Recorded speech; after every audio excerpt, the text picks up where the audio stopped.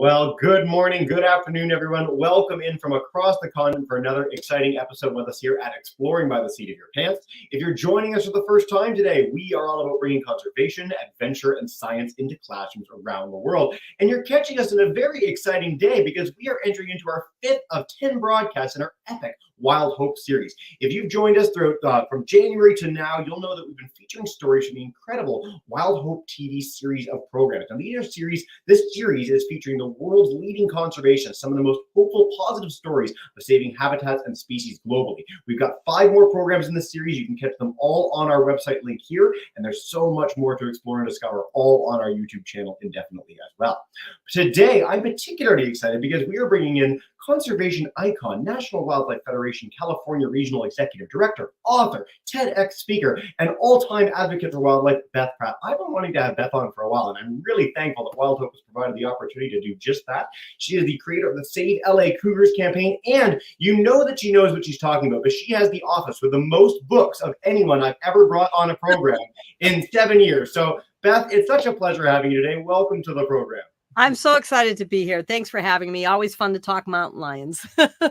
I know we've got a really cool presentation to share, but and as you said before we got underway live, you haven't even seen this yet. Wild Hope got me this special clip, 1.5 minutes to sort of set the stage for your program. So let's get our popcorn ready, and I will play this and get us underway. Here we go.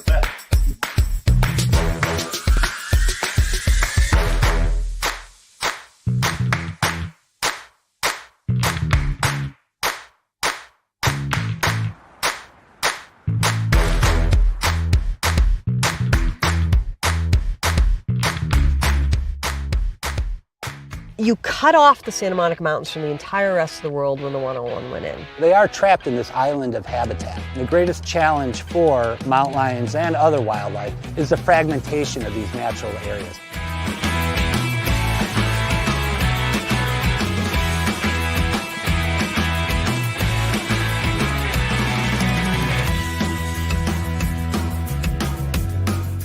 This, to me, is a symbol of resiliency and what's possible when both wildlife and people work together. This biological stitch is going to make this ecosystem whole. Every animal in the Santa Monica Mountains is going to benefit from this. Not only will animals be traveling atop it, but you'll have monarch butterflies laying their eggs on it. You'll have western fence lizards making their home, foxes hanging out on it.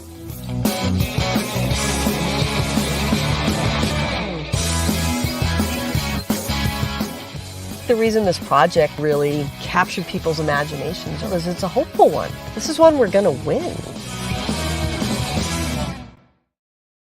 So I just want to note, Beth, as I bring you back in, first of all, that was amazing. And it's really cool to see your life's work sort of put that way, but you didn't even need the jaunty music. Like, it's such a cool project. Biological stitch is such a cool term too. So, it's so much fun. It is a really hopeful project, hence it fits well with Wild Hope. And like I said, we don't win too many in conservation, but this one we're going to win. This is a pretty big win, and I know you've got a lot to share with us, so I'm going to zip my lip and turn it over with this incredible picture to start us off. If you want to dive into your presentation, take us away. Sounds good. Oh, thanks for having me, everybody. It's so great to be here. And I get to tell the story of P22 and this wildlife crossing that you just saw a really quick blip about in that wonderful sneak preview of the Wild Hope episode. But for those of you who don't know who P22 is, this is him. This is the famous photo that Steve Winter, a National Geographic photographer, took. It took him 14 months to get this photo, all with remote cameras. And that indeed is the Hollywood sign in the background, probably the place that you least expect to see a mountain lion. But, you know, my favorite photo of him, if I can get my slideshow to work, is this one. And this is also a Steve Winter photo because this is what he faced every day. He faced urban sprawl. And although he lived in Griffith Park quite peacefully for 10 years and made it work, he was trapped on this island of habitat. And so for me, this really shows what P22 faced every day and why we need to build connectivity. He lived kind of a weird existence, right? Hollywood. This is a cutout of P22 that I used for the campaign. He became our spokescat to build the Wallace-Annenberg Wildlife Crossing, which I worked on for 12 years. It just broke ground a couple of years ago, but it was a lot of time of my life and for most of P22's life advocating for this. We had a lot of fun with it. We called him the Brad Pitt of the cougar world because obviously he's in Hollywood and, like Brad Pitt, beloved by all. He became world famous. It was really wonderful to watch how this cat had an impact on people, not just in LA and not just in California, but all over the world. And even so much so, he was a question on Jeopardy. I think you've made it when you're a question on Jeopardy. He also is cited in Webster's dictionary under a definition of puma. Again, you've made it when you've made the dictionary. But for me, even more compelling is he influenced so many young people like you. These young students learned how to build a wildlife crossing because of learning of P22's story and wanting to do something to help. I'm going to show you a short clip from his memorial service. P22 sadly passed away in December of 2022. It was really hard on all of us, but he lived a really long life for a mountain lion, even though he lived in some challenging circumstances. And when he did pass away, we held a celebration of life at the Greek Theater. And I think this video clip really shows how much he meant to so many people. There were 6,000 people. He sold out the Greek Theater in attendance here, but millions more tuning in across the world when he died. So let me play this for you. Thousands packed the Greek Theater today to celebrate the life of P22, famous mountain lion who lived for years in Griffith Park. Only in LA would a beautiful wild animal like P22 come and live, and residents would demand and clamor that he be allowed to stay here, and stay he did for over a decade. P22 is way more than a celebrity. He is an important ambassador for urban wildlife. P22's legacy will live on in his contributions to wildlife conservation and also our heightened awareness of how to live in harmony with nature. And he even got me to the Greek. The LA Times calls him the most famous animal since Lassie. But there was 9 Lassies and there was only one P22. I have the distinct pleasure of being P22's representative in Congress, where one of my highest priorities has been to protect more of the public lands that P22 called home. That work will continue with P22's spirit guiding us every step of the way. California is demonstrating people and nature can thrive together. We need to not just live in harmony in nature, but we have to recognize that we are nature. And what happens to them happens to us. We are all connected. We have been part of one of the greatest wildlife stories in history, all because we realize the most important thing we can do for another being is to let them be who and what they are. P22, you inspired me to become an architect so I could build more wildlife crossing bridges to support the movement of wildlife. Thank you. He changed us. He changed the way we look at LA as he inspired millions of people to see wildlife as their neighbors. We are part of nature, and he reminded us of that. It's amazing that he persisted for 10 years and that you all and everyone coexisted with him in an amazing way for that time. So I just want to say to P22, thank you for the lessons that you taught us. Thank you for the impressions you made on us. And thank you for the legacy you left us. Long live P22. All right, and I want you to sing along with me. P22, P22, you left behind a lot of friends and cougar poo. P22, oh P22, all of Los Angeles is gonna miss you. The Rainn Wilson song really made it. And again, even when he passed away, the world just was watching and came together. This is a headline from the Wall Street Journal. This is Rolling Stone magazine, which is typically covers rock stars, not mountain lions. He was trending on Twitter. Do you know what it takes to trend on Twitter? I think it's probably the first time in history a mountain lion was trending on Twitter. But for me, all this celebrity that P22 had, much like Brad Pitt, for P22, it was used for good, because what happened because of P22's story and people connecting to him all over the world is this is getting built. This is the Wallace Annenberg Wildlife Crossing, named for Wallace Annenberg, one of our incredibly generous donors who donated $25 million to help get this built. This is what it'll look like. It is currently under construction. Here I am breaking ground with Governor Gavin Newsom and Wallace Annenberg and others on Earth Day 2022. It was really exciting. And look what it's becoming. I mean, there was nothing there in 2022. This is me standing recently on one of the support structures that have gone up. And then a really exciting construction milestone is the first girder went in. And I'm just going to show you some really quick footage of what it took to put the first parts of the bridge over one of the busiest freeways in the country. This was not easy. Here it is putting the first girder in, which happened a month ago.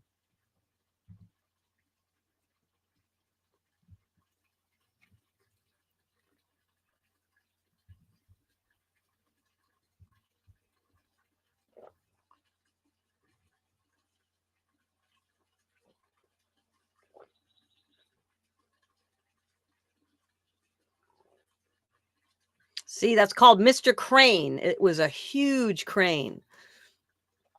And what they had to do was lower down, almost like putting a Lego in place, some of the first support. Going to say the scale of this is just ridiculous. When you see it in video, you really get a sense of how big it is. Wow.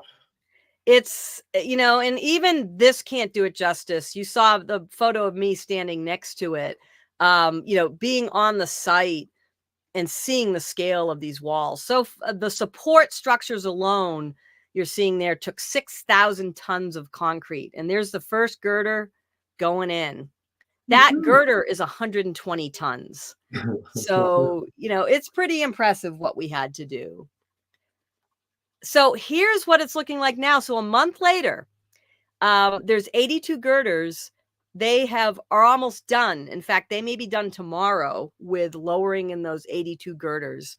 And now you can see the support structures on either side and in the middle, but those girders, which are laying on the top, is making it look like the bridge it will become, which is really exciting. This is really taking shape.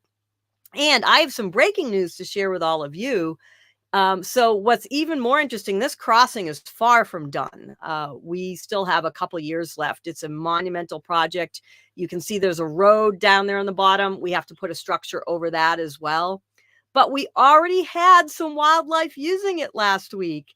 It was very exciting. I would ask you to guess, but even I wouldn't guess this. We were all taking bets on what wildlife would use it first. Nobody had barn owl on their bingo card, I guess. But what happened is we had Travis Longcore, one of the scientists who studies light pollution and who helps us with our project, was out there with some of his students at night monitoring the light levels, because we need to keep light very low or the animals get shy about approaching. So they saw a barn owl fly basically over those girders, so over the bridge. Why did he do that? Well, here's a photo of what it looks like now at night. And for the first time in 70 years, or however many years the 101 freeway has been built, there is now a dark spot across the freeway. And to an owl, that means safety. That means I'm not flying over cars. That means I can see well, because light flashing into animals' eyes can really disrupt their sight. So this is very exciting that it's not even finished and it's already working. But it's not just this one bridge. What I love about P22 and the Wallace Annenberg Wildlife Crossing, has inspired us to do much more. And that, to me, is the real happy ending here, and that I'm working on building more crossings. And I love this artist rendition from Monty Dolack that we use, P22 jumping off the Wallace Annenberg crossing, which means that it's P22 who has launched this movement. Wildlife crossings are nothing new, but P22 really put his story really showed people how our freeways impacted these animals so significantly. For P22, he was trapped on this island, never going to have a girlfriend, and cut off from the rest of his kind. And he was one of the lucky ones. Most of the other mountain lions in the Santa Monica Mountains actually die trying to cross the road. So these crossings are important, and not just for mountain lions. This crossing that we're doing is being built for everything from monarch butterflies to mountain lions and everything in between.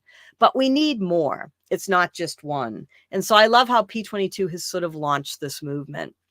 And I'm really lucky to work with people like Governor Newsom, who has pledged to do more with me. And I'm just going to show you a really short clip that I find funny, because he is a big supporter of wildlife crossings. And in this clip, calls me crazy, but that he shares that crazy.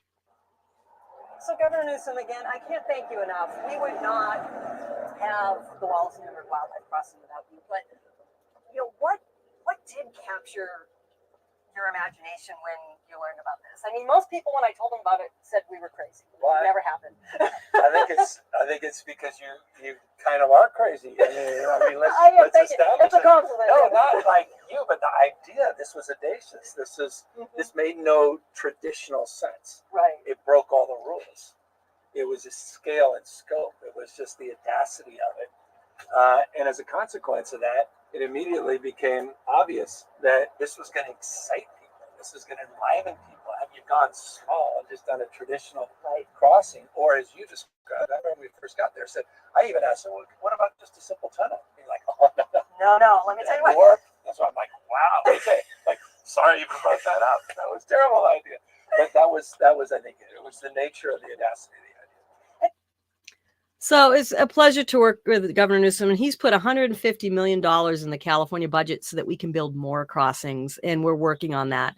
And this is a map that the National Park Service put together, and of just some other priorities around the Wallace-Annenberg crossing that we're already working on. So it's really exciting to see how P22 and this wildlife crossing launched a movement, so much so that this is the Wildlife Crossing Fund, which Wild Hope, that series, will talk about, where we did a field trip across the country to look at other crossings and where there were the need for more. And we're going to build more, not just in California, but all across the country, which really excites me.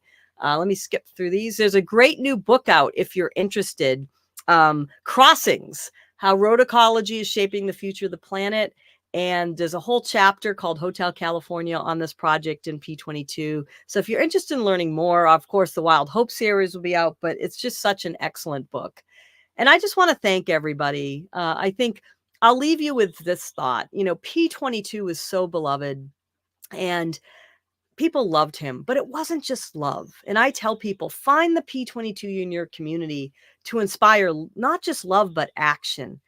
That mountain lion got a $100 million wildlife crossing built that is going to ensure that his kind does not go extinct in the Los Angeles area.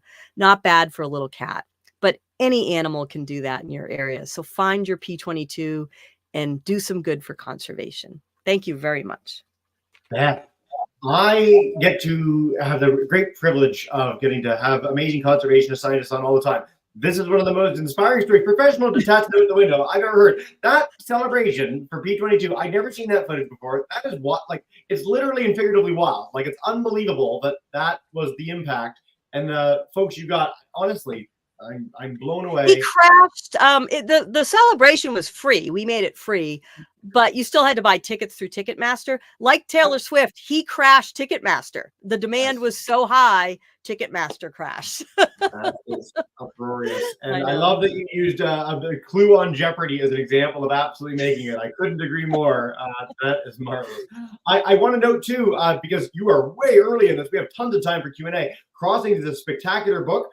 In fact, as we were sort of setting up the series and I was talking with the Wild Hope folks, I was reading it. And so I got to read Beth's story there before I got the chance to interview her for this. So this great read, p22legacy.org, you highlighted, and I want to feature just the Annenberg Foundation. They do such amazing work. Yes. We speak the name a lot.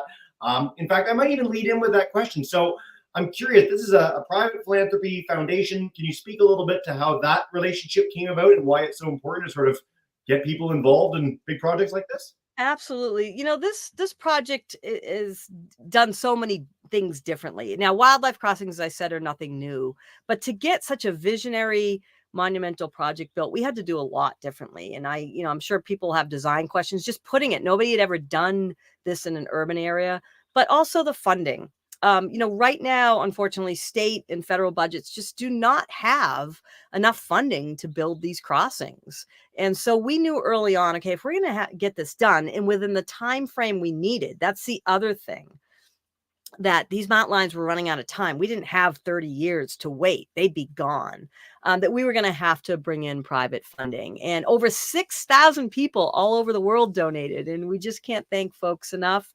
And then the state under Governor Gavin Newsom and Secretary Wade Crowfoot put up about half the funding, but obviously a big gap. And it was really Wallace Annenberg who stepped up very early on. She was one of our first large donations of $1 million. We turned that into 10 million. And then she literally spurred us to the finish line with a $25 million donation. How did it come about? She is just an incredible philanthropist and loves animals and saw this early on as just such an incredible visionary project that was leaving a legacy for the future. So we cannot thank her and her foundation enough. Yeah, your the way you stitch all your gratefulness for everyone involved is really palpable. So thank you for that, Beth. There's a lot of people who came together to make this a success, and it shows. I love the owl story too to lead us in there. Isn't that great? It is great. Everything's great. I'm usually enthusiastic, but this is particularly fun. Avoca West, I'm going to come to you guys in a minute. In Illinois, we've got some great YouTube questions. So I'm going to lead off with them just to get underway. Miss Coburn's group, they're in Hamilton, Ontario, and they wanted to know that, highlight that cougars are typically referred to as this like fierce or scary animal. How did you make this pivot to get everyone to love P22 and think of it in this different framework than a scary big cat that might eat you? Yeah, it's a really good question. First of all, I live in California, so I didn't, a lot of people already are very accepting of living with mountain lions. In fact, in 1990, there was a ballot measure where the public voted to protect mountain lions so that you could not hunt them for sport because they loved mountain lions. And so California was already very mountain lion friendly. And when P22 showed up in this very urban park, in any other state that he would have been removed. That's usually what happens. But here they were like, cool, he belongs here. Let's let him stay. So I didn't have a heavy lift because of where I live and where P22 was. But having said that, what I love is California all the way up to the government is very much on the side of native wildlife and tolerant of it. But in a lot of my talks, what I just focus on is risk, that the risk in educating people about what it means to live with mountain lions or coyotes or any wildlife, and that 99.9% of the time, it means, it's just fine. To me, what I try to do in my work is show people that all wildlife, again, whether it be a monarch butterfly or mountain lion, are your neighbors. And like with other neighbors, you can't predict if they're going to do something bad. You may not like all your neighbors, but again, the risk is so low.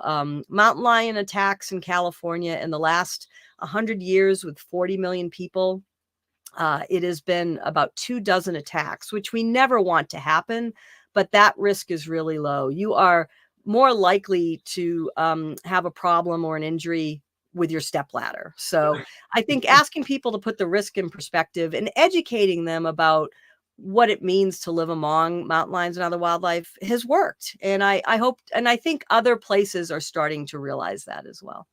It's something we feature in a lot of our programs, whether it's sharks is a big one that people are really afraid of. And we can highlight, coconuts get more people than sharks do every year, right? And so it's all in context. And I'm really glad you highlighted that with very specific figures. So thank you for that question.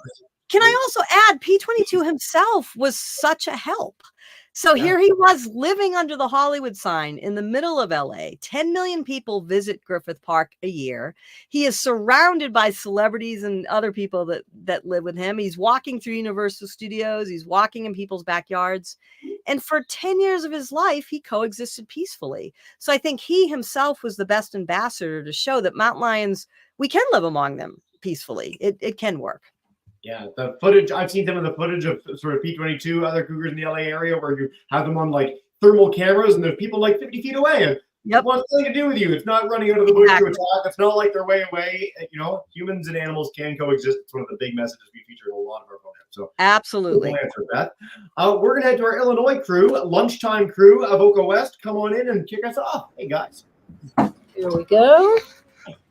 Hi, I got a question. Why did you name P22 P22? Yeah, that's a really good question. So mountain lions have a lot of names. In fact, they have the record for animal names because they used to be one of the most widely distributed land mammals on the planet.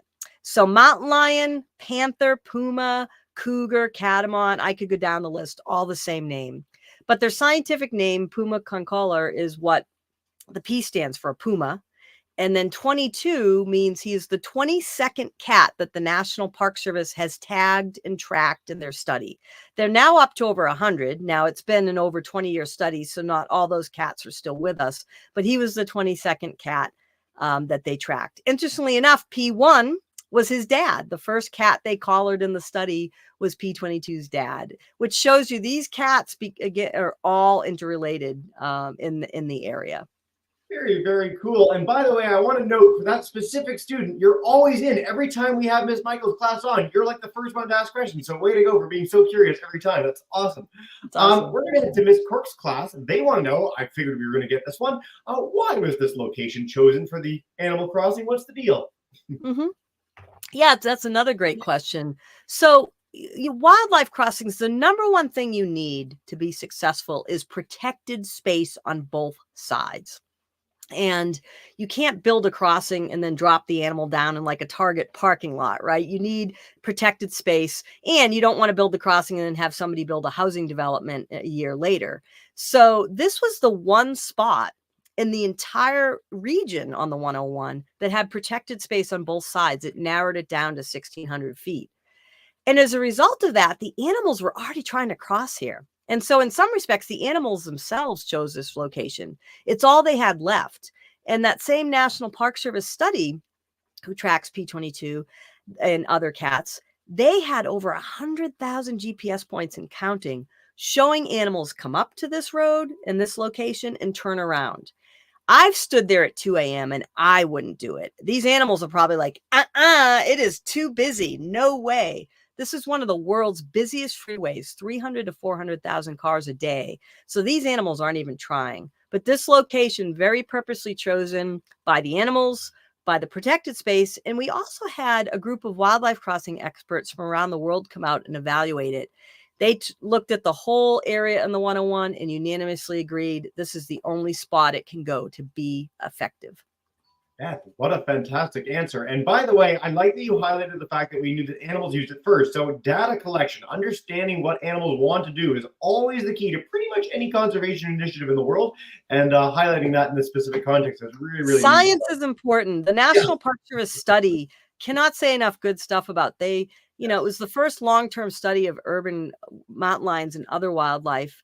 And they showed that there was a problem, and then the science showed how to fix it. Science is great. We've got this sort of mixed audience, half Americans, half Canadians today. And for our Canadian friends, Banff in Alberta, which we do a lot of programs with, is like the world-class gold standard for wildlife crossings, successfully implemented there. And the scientists from there travel all around the world to highlight. They help on ours. Yes, in fact, Banff, I went up to Banff and toured all those. And Dr. Tony Clevenger, who is about, a rock star in the wildlife crossing world, he helped design those. He helps design ours too. So yeah, we love Banff. Small world, very cool. We're going to take one more from YouTube, and then we're going to head back to our lunchtime crew at Advocacy West. Ms. Cork's class, they want to know. Actually, we'll take that one in a little bit. Geez, there's so many questions. This is a good problem to have. I'm going to go back to Ms. Coburn's group. What challenges did you have to overcome, and was there one that made the biggest impact? No pressure. Challenges.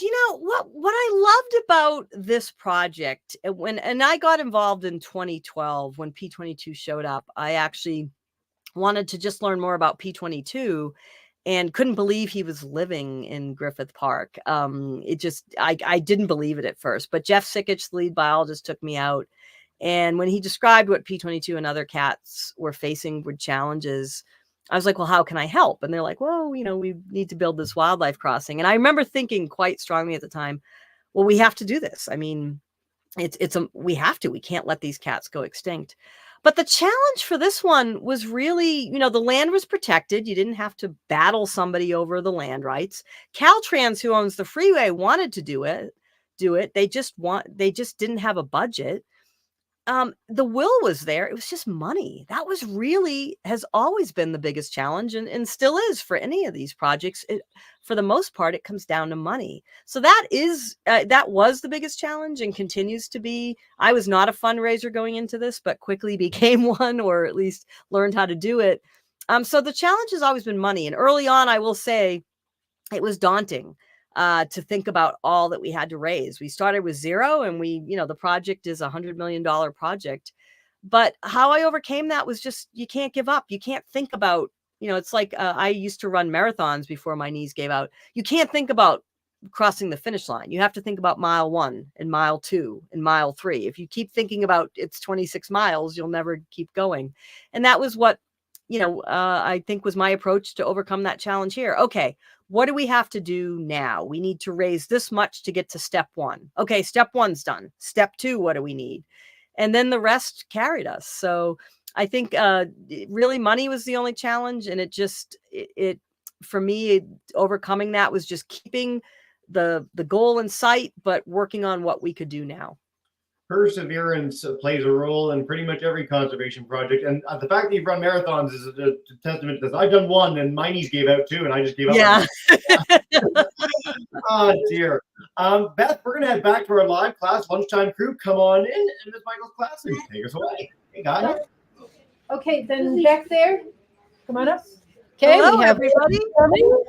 Hi, Jasmine. I knew that. What gender was P22? And if she was a girl, did she have any cubs? Yeah, thank you for asking. So P22 is a boy, actually. And we don't think he actually fathered any cubs. Sadly, that's part of what makes his story so sad, right? So when mountain lions come of age, so about 1 or 2 years old, which would be about 11 or 12 in your age, they have to leave their mom. They have to disperse. And mountain lions live alone. They do not share territory. They come together to mate, but the father has nothing to do with the raising of the kids. They come together to mate for a couple of days, and that's it. And males will often fight to the death over territory as well. So P22 had to find a new home. And their territories are also enormous. We're talking 100, 150 square miles for a male. And so that's why he had to make this incredible journey across 2 freeways, the 101 and the 405, to find a new home. Again, most of his mountain lion relatives in the area died trying to do that. He was one of the lucky ones. But he gets to Griffith Park and he stays there. And I'm sure he was like not crossing those freeways again. So as a result, he never found a girlfriend. He was not able to mate and pass on his genes, which we wish he had. Now there's a possibility he could have mated before he got there when he was 1 or 2. It's unlikely, but yeah, he never got to have a family, sadly. But that's why we need to build crossings. It's not that he shouldn't have been in Griffith Park. It's that he should have been able to move in and out of it, and he couldn't. This is something that we're seeing with, again, wildlife crossings globally. Like, a lot of habitats now are fragmented. We are putting roads in, we're putting cities in, we're blocking wildlife from following the routes that they would have taken for thousands and thousands of years. And that's having a huge impact on wildlife. It's featured in that crossings book that we talked about in the broadcast itself. So this is something that we're seeing globally, whether it's literally a little overpass, a huge overpass plan like the Walls-Annenberg Wildlife Crossing, or things like the Yellowstone to Yukon corridor, which is really connecting habitats over several thousand miles to make sure that wildlife can follow these traditional routes. So I'm really glad we got that question. Thanks, guys. Yeah, Jesse, it is good to point out, like, what, connectivity is big. Like, when I was coming up in conservation over 30 years ago, and I spent most of my career working in national parks like Yosemite and Yellowstone, the view at the time, actually 35 years ago, was you put aside a Yosemite or a wildlife refuge or a park and check the box, you've helped wildlife. But we now know islands of habitat don't work. They have to be connected. And that plays out in the book Crossings. Ben's book Crossings does a good job of showing this. Of course, animals are getting hit by cars as a result of that, which is terrible, and we want to stop that. But it also plays out in other ways how it negatively impacts these poor animals. One is they can't find mates, right? They might not be able to find food. If you're a mule deer and you're trying to migrate down for the winter, and all of a sudden a fence or a road is in your way, you might not be able to get to food. And that has happened in Wyoming and other areas. So there's it's both the direct being killed by cars, but also there's a whole host of other things that impact them as a result of this fragmentation. Connectivity is everything. And that's the things, like you said, it's not just structures, but working on connectivity like Yellowstone to Yukon initiatives or the Florida Wildlife Corridor Project. Just lots of ways we have to improve it for wildlife. I'm so glad you mentioned it sort of from the animal's perspective. And kids, I want you to think about this. So Beth, you talked about even going out at 2 a.m. on this highway and that you would never cross it. Think about even just the street in front of your school. And I mean, we're used to sort of hand signals now and cars are looking for us and they'll stop. If you're an animal, you don't have that ability to think through that. And you're much smaller. People aren't necessarily looking for you. Like, these are tremendous challenges for animals to cross. And if you put yourself in that mindset, you'll see that to be the case. So I encourage kids, take the opportunity today. Think about what it would be like being a squirrel or a mountain lion or anything crossing even a small street in front of your home or school. You know, Jesse, I'm so glad you say that. One of the things, I did early on, well, it was 2016, is I retraced P22's likely route to Griffith Park. It was about 50 miles. And it was so interesting to me to put on an animal's eyes. And as you said, I encourage everybody to do that. Look at your own yard, look at your own neighborhood, and imagine you are a squirrel or a bird or a bobcat or a coyote and what it's going to take to navigate that. It was retracing P22's route. I've now done it for probably 24 times. I don't know how he survived. I don't know how I survived sometimes. Some of those places, there's no sidewalks. But also, we talk a lot about roads and connectivity, but there's other things. Remember the barn owl, light pollution. Put your animal's eyes on. If you're a bird or an owl at night trying to navigate your neighborhood, are there bright lights? Are there poisons, rodenticides or pesticides that people are using? That can also be a barrier. Fences. So there's so much to this that we're just unpacking. But yes, please, all of you, when you go home today, put your animal glasses on and try to see what it's like to be a wild creature trying to survive in your area. It's pretty hard. Pretty hard. Beth, that's a fantastic message. We're going to take 2 more questions because time flies and you're having fun. And I know you've got to go do a bazillion other conservation things. These have been great questions. Thank you all. These have been great questions. Great groups today, guys. So thank you all for that. But we'll wrap up with 2 more. One from YouTube, and then I'm going to go back to our Illinois class to cap us off. A great question from online.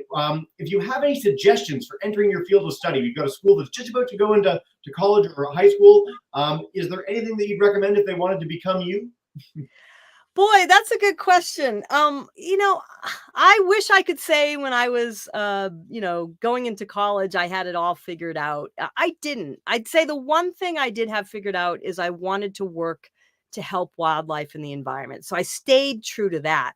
But I've worked for very big corporations and nonprofits, right? So I've done a lot in the field. I think, if you want to do some specific things like scientific research, if you want to, collar these mountain lions and track, that's a very specific career path where you do need, an undergrad and a graduate degree and you need to study. Much like if you're a doctor, that's a very specific career path. But other than that, you can help wildlife in any ways. I'm a conservation leader, so I have a biology field undergrad, but I have an MBA so that I can lead organizations and ensure that conservation action. I joke, my job is to make the scientists happy. Even though I consider myself a scientist, it's not my day job, but I put the scientists' results and I take science and put it in action. So my job's keeping the scientists happy. So you could be a nonprofit leader. You can be an accountant. And if you're an accountant for an organization or a business that helps wildlife, you've helped wildlife. So I would just say, don't think like you have to have it all figured out early on. Just stay true to what you want to do and work hard. That is the thing. I think, this work is not easy. And working hard and staying true to that wildlife, knowing that you're helping them, is what gets me through some of these 100-hour weeks. I'm sure it does. No better message than that, honestly, Beth. And I want to note for our kids too that a lot of people don't know what they want to do when they're in high school or even early college. We have people come on all the time that are like, they're 28, they did a whole career and they decided that wasn't for them and they became a world storm chaser or a conservationist. So like, the world is your oyster. You're young, I promise. Yeah. People Don't worry about it. We have people who finish university, they're 22, they're like, I'm so old, what will I do? It's like, you're just getting started. You've got a whole life ahead to do amazing and impactful things. So thank you very much for that. Beth, we're going to take one more question from our Avoca West class. I want to note again, Wild Hope TV. Check out the Save LA Cougars campaign. Go to our Wild Hope section and see the other 5 broadcasts we've got coming up in May. It's going to be such a wild ride, and share this one on our YouTube channel with your family and friends as well. Let's take one more question before we wrap up. Come on in and take us away, guys. I'm actually going to cheat and get two of my students in here. Here you go, Bianca. Have you ever saw P22 or pet him? I did, yeah. You know, I went out tracking P22 quite a bit when he was alive, but I never got to see him in the wild. I came within about 20 feet of him, but he was napping and we didn't want to disturb him. But I did, P22 had to be compassionately euthanized. That's how he died. He was very old for a mountain lion. He was hit by a car. He had heart disease. And I got to sit with him the day before he died and talk to him, and it was a really magical but really hard moment, and he is quite a remarkable cat. He sure is. Very rare to have any individual person, animal of any kind have such an impact on the world in a positive way. So thank you for that, Beth. I know it's hard to talk about, but really, really important. Great question, guys. Yeah, it is. All right, Rebel Classroom, we're going to come back to you for one more then, because you've got my hand to the fire. So come on, go for it. This is I have a question. When did you find P22? Sure. So the discovery of P22 is a really fun story. Griffith Park, if you look on a map, again, is in the middle of LA. So nobody ever thought a mountain lion would be there. It's where the Hollywood sign is. It's where the observatory is. Friends of Griffith Park, a nonprofit group really dedicated to protecting Griffith Park for wildlife, had cameras up all along, just doing a wildlife study. And Miguel Ordiana, he's an amazing scientist who works for the LA Natural History Museum, was part of that study. And he was flipping through, if you have these remote cameras up, you're flipping through thousands of photos, right? And he's used to seeing squirrels and coyotes and stuff. And one night in February of 2012, he's flipping through and he nearly falls out of his chair. He's like, is that a mountain lion? In fact, what he actually said is that a mountain lion butt? Because P22's first photo that was shown on that camera was of his butt. So February of 2012 is when he was discovered. Beth, to wrap up, because we could go all day, honestly. Yeah. Great questions. Thank you. This has been so fun. Is there any last message you want to leave for our kids before we send them off and bring them in to say a big thank you and farewell? Anything to wrap us up on Cougars, your work to end the day? No, just thank you all. You had such great questions, but I will leave you with this. We are, wildlife is having a really hard time. It has every challenge from climate disruption to biodiversity collapse. So anything you can do, even if it's not your career. One of the best things I think the National Wildlife Federation does, and you can look it up, is their backyard wildlife habitat program. You can learn about things you can do in your own backyard. Put up a bird bath, plant native plants, don't use pesticides. If all of you just do those simple things in your yard, that makes a big difference for wildlife. And they need all the help they can get these days. So thank you for being interested in it. Beth, that is a beautiful place to wrap. I'm going to bring in our Avoca West class to say farewell. YouTubers, if you want to scream out at home and annoy the principal, please do. That's always our goal here. But come on in, Glenview, and take us away. Thank you so much, everybody. Have a wonderful day.